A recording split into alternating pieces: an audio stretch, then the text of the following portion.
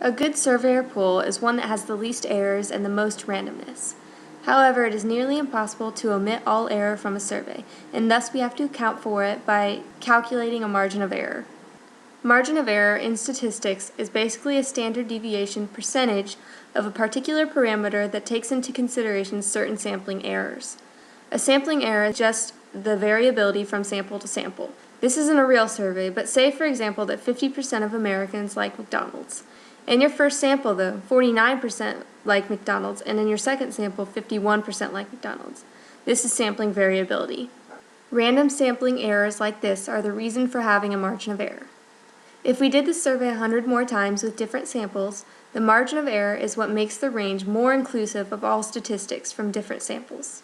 This article comes from Gallup.com and is titled, "Americans' Desire to Shed Pounds Outweighs Efforts." It measures Americans' ideal weights and whether they are under, at, or over their ideal weight. The article states nearly 6 in 10 Americans are heavier than their ideal weight by at least 1 pound, while fewer than 2 in 10 are at their ideal weight.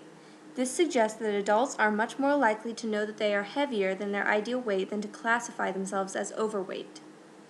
So essentially, as you can see on the table, the results show that 59% of Americans are over their ideal weight, 18% are at their ideal weight, and 15% are under their ideal weight.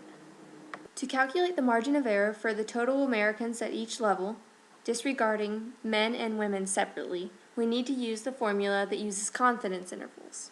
The top equation below is the general formula to calculate the margin of error. N in the equation is the sample, or the participants, which in this case was 1,039 Americans. Technically, there were 562 men and 477 women, but for our purposes we're only going to calculate the margin of error for total Americans. The Z-star number is the number that corresponds to a certain confidence interval. In this case, we will use a 95% confidence interval, and the corresponding Z-star number is 2. When these numbers are all plugged in, we get the bottom equation and the calculated margin of error as plus or minus 3.1% at a confidence interval of 95%.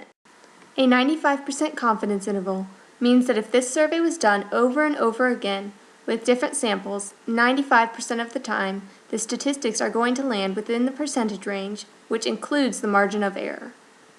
For example, that means that in 95% of the samples taken, the number of total Americans who feel that they are over their ideal weight is going to be 58 plus or minus 3.1%, or in other terms, from 54.9% to 61.1%. There are, of course, other errors called non-sampling errors in survey or poll taking, which are not factored into the margin of error. These non-sampling errors can include data entry errors, falsification of data when the information the participant gives is inaccurate, non-response when people refuse to participate or are not contacted for the opportunity, and more.